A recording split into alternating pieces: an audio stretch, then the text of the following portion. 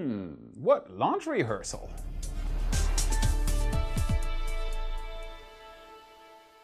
My name is Felix and I am your host for today's episode of What About It? SpaceX changes the plans again. Starship launches in the fast lane and its fate might be sealed already. Is the Polaris program going to Hubble? Falcon Heavy preps are underway and there's a bang at ULA. Stay tuned and let's dive right in. Starship updates. SpaceX crews down at Starbase are hard at work as we approach the Starship flight test attempt number 1 launch window. This is what we like to call crunch time. For anyone who might have missed our last episode, please go back to catch up on any important information you may have missed leading up to this episode. I can't wait to share everything with you. Let's take a look at all the new developments. As we approach the first Starship flight test attempt, we have just 3 things left to do. Acquire the FAA launch license, install the flight termination system on Ship 24, and light the candle. Full send if you know what I mean. What SpaceX's plans for flight readiness are over the next week is yet to be seen, but you can bet we'll keep a close eye on everything as it unfolds. Follow me on Twitter at Felix Schlang as I'll be posting real-time updates as it happens direct from Starbase as we travel down there. My Twitter account is a very convenient way to just be that little bit faster up to date on what's changed since the last episode. Sometimes SpaceX moves too fast even for us, so we apologize for any information that may have changed after uploading. The stakeout for rehearsals started at midnight on April 11th in accordance with Cameron County's public notice. The notice initially indicated possible closures for Highway 4 scheduled for April 11th through 13th and again for April 17th through 19th. The closures of the 11th through the 13th have since been cancelled, as you can see here. They will no longer be needed. As SpaceX tweeted, teams are focused on launch readiness ahead of Starship's first integrated flight test as soon as next week, pending regulatory approval, no launch rehearsal this week. These, I'm sure, will continue to change over the coming days, so please don't plan any travels based on this information and keep an eye on Cameron County's website. CameronCountyTX.gov/SpaceX and myself on Twitter. The links will be in the description below. As the Starship flight test preps continue, we should start to see an increased presence of cryogenic propellant tankers rolling into Starbase. I mean, they have already, and the coolest of all those trucks has to be this one, with a shuttle on the side. Yes! These specific trucks recently spotted are operated by GenOX Transportation out of Perrysburg, Ohio, one of a couple of suppliers for SpaceX. There are 3 main commodities used at Starbase: LOX, as in these trucks, methane, and nitrogen. Liquid oxygen, or LOX, is a crucial ingredient in SpaceX's Starship's powerful rocket fuel mixture. There's no oxygen in space, and if there is no oxygen, well, there is no fire. So any rocket needs to bring liquid oxygen with it. When meticulously combined with methane in the Raptor engines, frosty blue substance, together with the methane, propels the reusable Starship towards the stars. Liquid oxygen, or LOX, and liquid methane, or CH4, are both essential components in the propellant mix used by SpaceX's Starship. LOX, with its light blue hue, serves as an oxidizer. At the same time, liquid methane, a colorless and odorless substance, acts as fuel.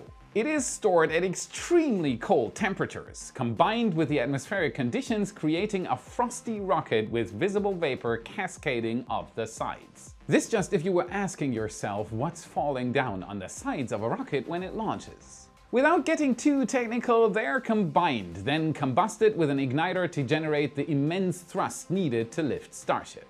The choice of LOX and methane, known as Meta-LOX, offers benefits such as enabling rapid reusability, reduced cost, and cleaner burning fuel that will contribute to SpaceX's overall goal of making humans a multiplanetary species.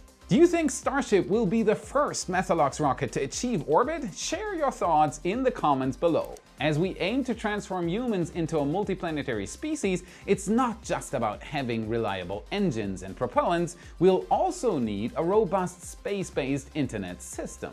Rest assured, SpaceX is already planning several moves ahead, even during the Starship flight test preparations.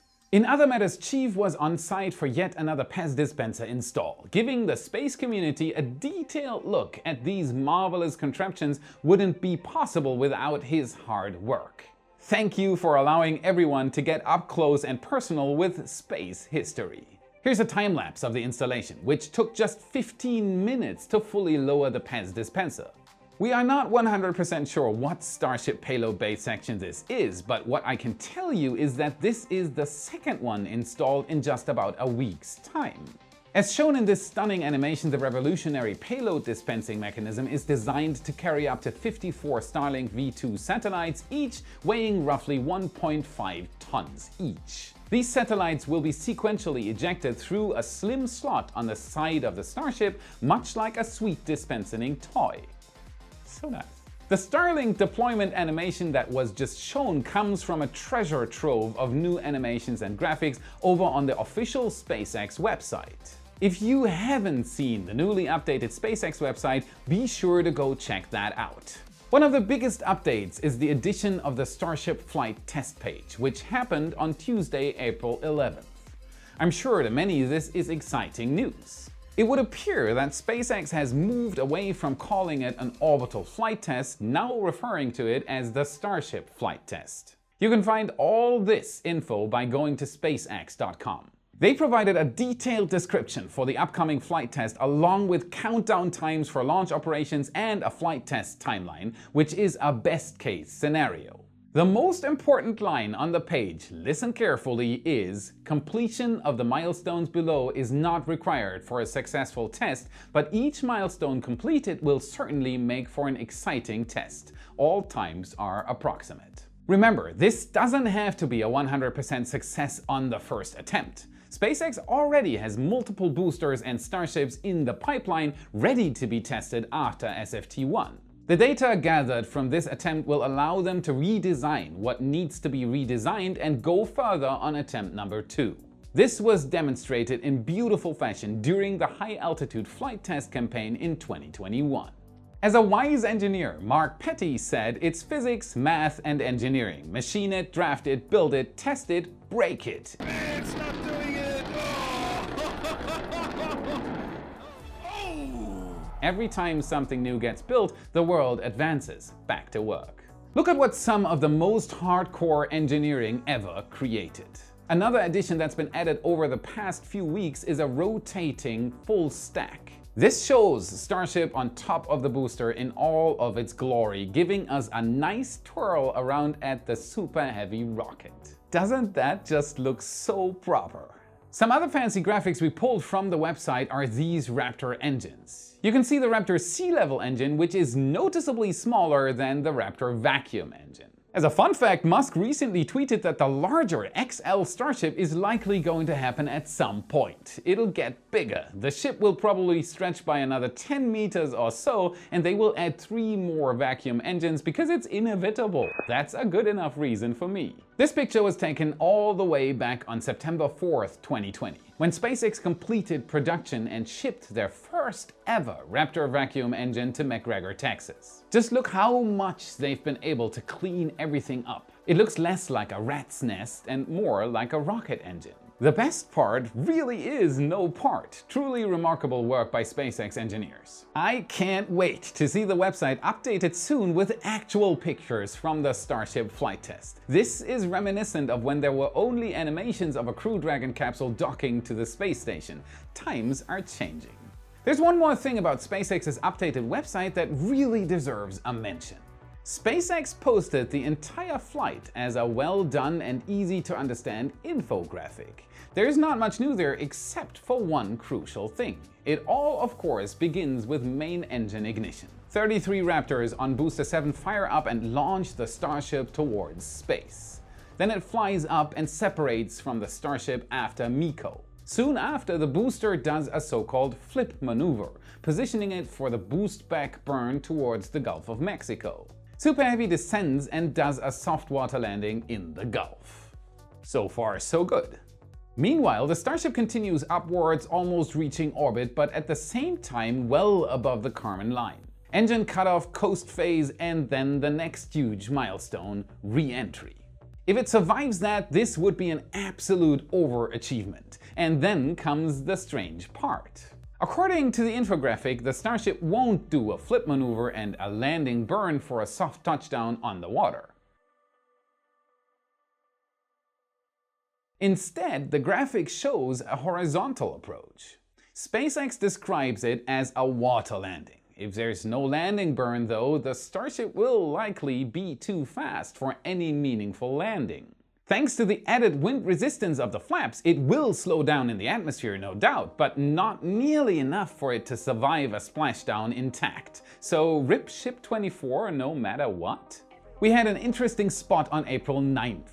Teams were seen installing a stabilizer socket on the side of Booster 7. As the sun rose, we got a better look at this new piece of hardware thanks to Chief's Ycam. See the large metal bracket surrounding the lift point? This is going to make it much more durable, last-minute fix. This wasn't the only new piece of hardware being installed. Across the way at the production site, Chief spotted Booster 11's LOX downcomer on the move.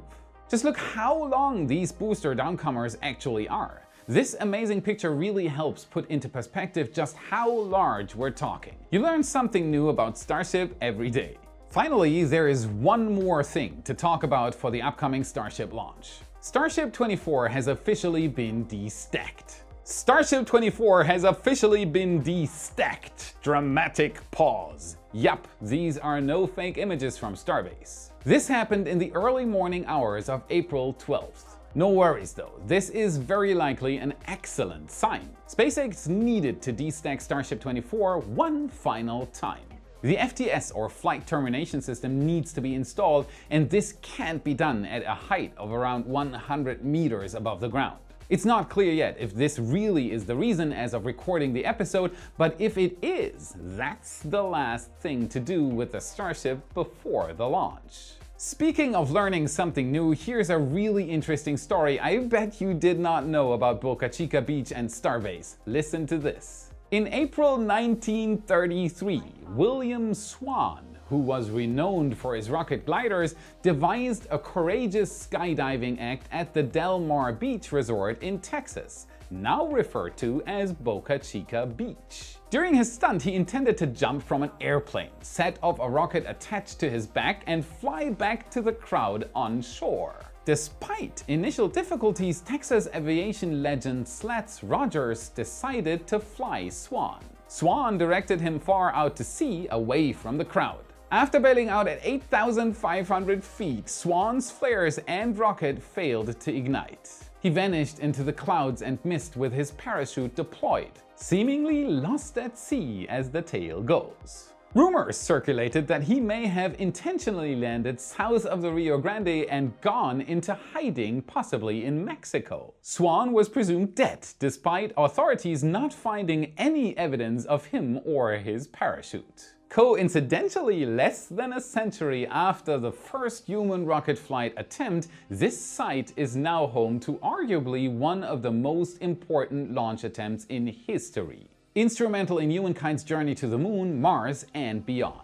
Maybe Swan and Slats will look down upon Starbase as SpaceX gets set for the inaugural Starship flight test. Share the excitement with others. By hitting the like button, commenting, or subscribing, you can ensure that the YouTube algorithm shares this video and our channel even more. Spread the word, stronger together. Speaking of historical places, let's head up to low Earth orbit to talk about one of the most historic space observatories there is, Hubble. Stay tuned. Up to low Earth orbit we go, Polaris Program to the rescue.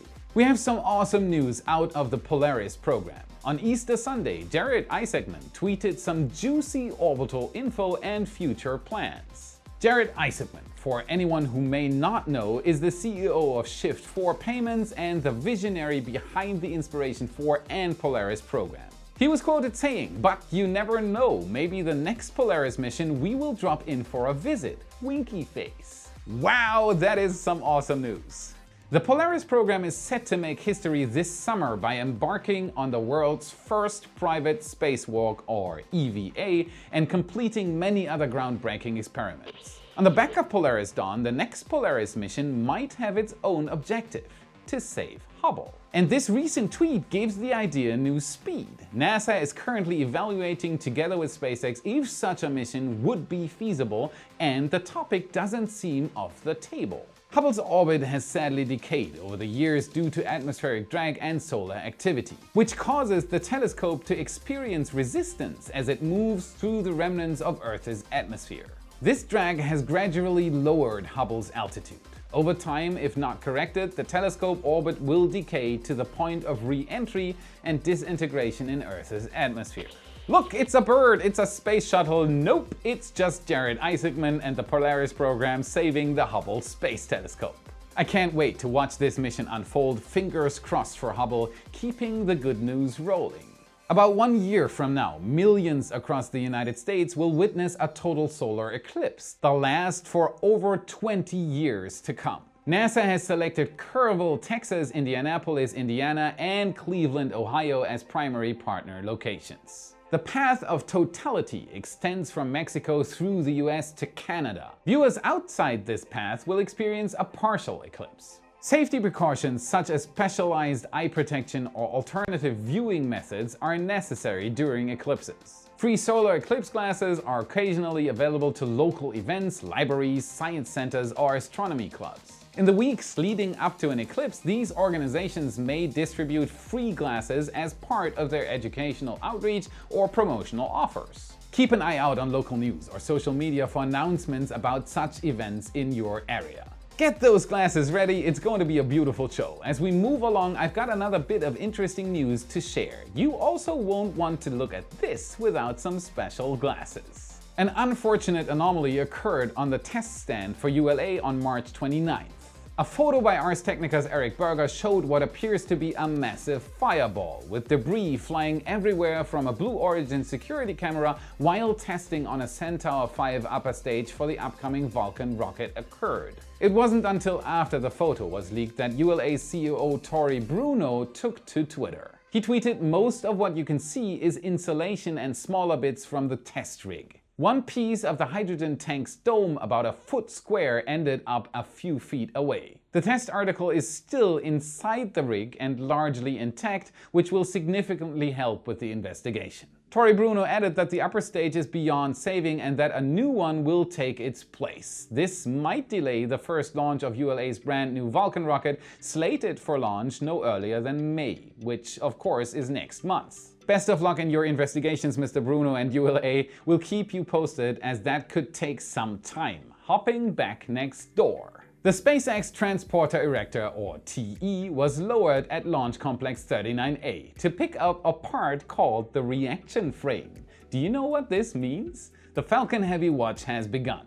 The TE and frame were brought down and moved to the horizontal integration facility where it was mated with the Falcon Heavy rocket. Falcon Heavy atop the TE was then rolled back out to the launch pad for a static fire in the coming days. Two satellites called Viasat-3 Americas and Arcturus will also be mated following a successful static fire once they roll back to the VIF. The launch is at the time of this recording set for no earlier than April 18th at 7:36 p.m. Eastern Time. Sunset is occurring at 7:49 p.m. Eastern Time, so this one should be beautiful with a possible twilight effect. Keep an eye peeled for the rollout of Falcon Heavy and more updates in future episodes. The work just doesn't stop by the teams over at SpaceX. Keep up all the hard work across so many different areas. Speaking of progress, today's sponsor Surfshark might just be what you're looking for. Surfshark VPN is a one-stop solution for a better internet experience, especially if it's available in 100+ countries. Surfshark VPN is the first commercially available VPN to achieve this ever. It helps you stay within your next travel budget by circumventing price discrimination. Booking services are always after your data by using tracking cookies. Once they find a pattern, they'll ramp up prices on exactly the flights and hotels you're likely to book. Seriously? Be smarter. Activate Surfshark, change your virtual location to wherever you're wanting to travel to, and unblock cheaper flights and hotel prices. Problem solved. Changing your virtual location often also gives you access to different content on streaming services. Just change the server, refresh the page, and on you go with your favorite show.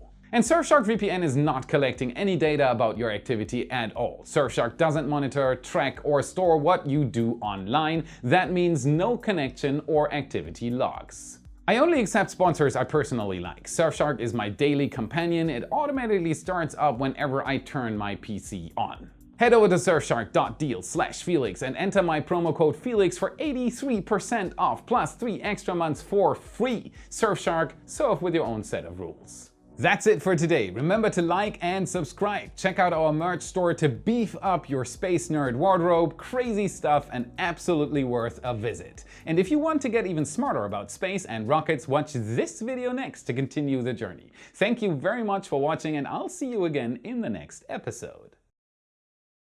I can do this. I'm sure I can do this. There are no. Let's do it again. As a wide... Nope. Look. Look. What?